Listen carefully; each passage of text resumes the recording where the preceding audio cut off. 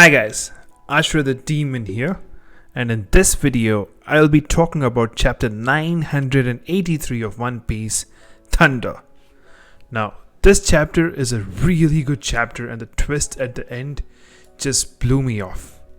So, let's begin. Now, this chapter has a fairly straightforward cover story. That is, Pound meets his daughters and it seems that he can finally be happy, especially for a dead man. Now, let's dive into the chapter straight away, shall we? The chapter begins with Perospero, and we see that Perospero did not go down with the rest of the Big Mom pirates. And Perospero mainly has two objectives. That is, he wants to oppose the alliance and he wants to get back at Luffy, King and Marco. While the second thing is only natural, the first thing is what I'm worried about, because he already had death flags in Thoughtland and this is going to increase the number of death flags on him. So I'm really worried that Perospero might not survive the end of this arc. Now, one more thing which I am really happy about Perospero being here is that we can see a potential clash between him and Carrot and the rest of the Minks. I mean, the main reason is he was the reason why Pedro died.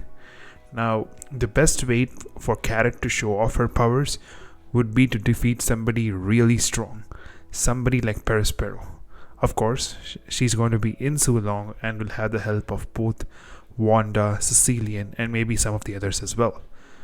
So this is going to be a really big arc for Carrot, especially if Perospero stays there and Carrot manages to defeat him. Hoping to see a lot of feats from Carrot then. Well, let's go to the next part then. That is Usopp and Chopper. We see that Usopp and Chopper have actually survived the Big Mom assault. And we see that the Brachio tank actually tanked a blow from Big Mom. Now, this is a big achievement on Frankie's part because the tank took a blow from Big Mom. You gotta remember that Luffy's Gear 2nd attack took down Pacifista.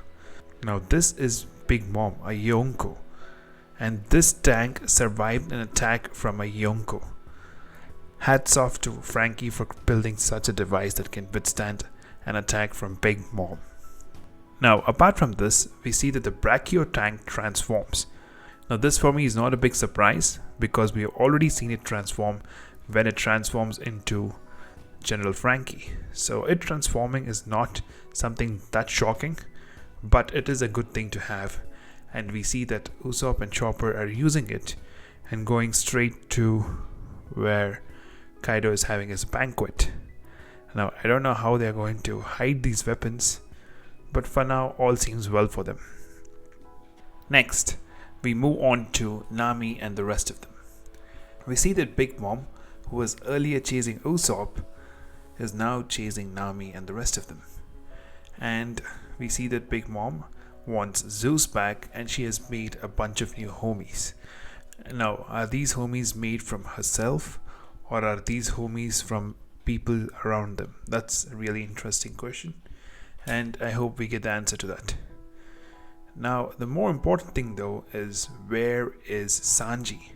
Supposedly Carrot saw him a few minutes ago, but he has vanished.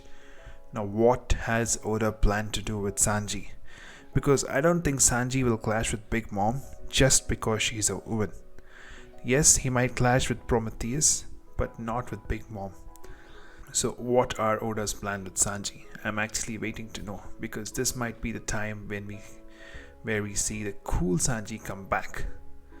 Hoping for that to happen sooner rather than later. So let's move to the next part, that is Momo is being crucified. And we see that Orochi is celebrating this, and this I believe is some sort of timer, and I am really curious as to who will save Momo. Is it going to be Zoro? Is it going to be Kinemon? Is it going to be Kanjuro? Maybe a twist and Kanjuro himself comes and saves them. Or is it going to be Nami and the rest of them, like how Oda is telling us that Nami, Carrot and the rest of them are looking for Momo? So I'm really interested to see as to who will save Momo. Next, we move on to Zoro, Kid and Killer. Here we get a status update on them, but more importantly, near Kid and Killer, we find out two important information. One is that Heat and his group have gone ahead, and the second thing, the more important thing is, did Yamato meet Kid before Luffy? Because we see that when Kid is fighting the Fodders get distracted by someone. Is that someone Yamato? Did Yamato meet Kid and then go meet Luffy? That for me is an important question.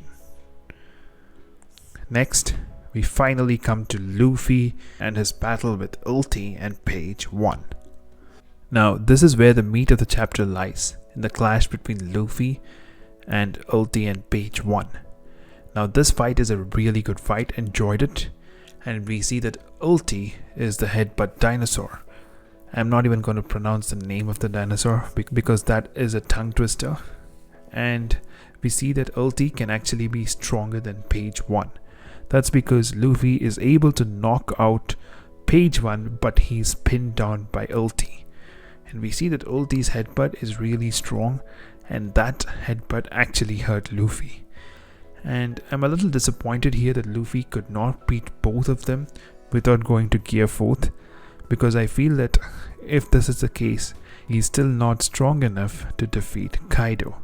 Luffy really needs to work on his speed, and he has to make sure that he can defeat these Fodders, because for Luffy, Ulti and Page 1 should be nothing but Fodders. He has to defeat people like this almost with no effort. That means he should not go to Gear 4th to defeat these guys. If Luffy has to go to Gear 4th to defeat these guys, then there's no way he can defeat somebody like Kaido. So I'm a little disappointed in that, but from here we see the end of the chapter where we see the great reveal that Yamato comes to rescue Luffy.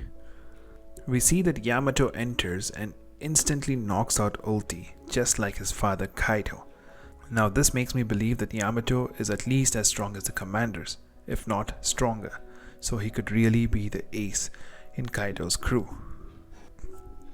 Now the next important thing is Yamato says that he was waiting for Luffy, but as I said earlier, he could have actually met Kid before Luffy. So is Yamato plotting something with both Luffy and Kid? That for me is the next important question.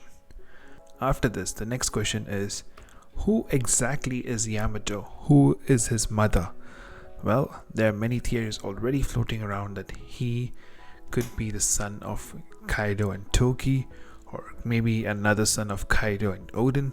We really don't know, but I don't really want to entertain such theories. I just think Yamato is somebody from Wano, and he potentially hates his father because his father has destroyed his home country and maybe potentially even killed his mother. So that is the reason why I believe Yamato hates his father and wants to defeat him. Now, is Yamato an ally? I think that is most likely the case, unless Oda pulls out some surprising twists, but I find that highly unlikely, and I think Yamato is an ally. Now the last important question is, who was the silhouette near Jinbei and Robin? Well, I still think that it is either Caribou or Hawkins, because we haven't seen either into the story yet, and both of them are fairly relevant characters, especially Hawkins because he is really strong, and I want to see what Hawkins will do. Will he stay loyal to Kaido, which I'm highly doubtful, or will he join the alliance? And what about Caribou? When will he spill out his secret? To whom will he spill out the secret? That is a big question. Will it be the Marines? Who knows, Marines can come and capture Caribou, and Caribou can spill out the secrets, especially to somebody from the CP0. So that could be how the government comes to know that Shirahoshi is Poseidon. So I'm really curious as to who the guy in silhouette is. So with this video comes to an end. Hopefully you guys enjoyed it. If you did, please leave a like. If you want to say anything about this video, please do so in the comment section. And if you want to be notified for future videos, please do subscribe. This is Ashra the Demon signing off. Bye bye guys.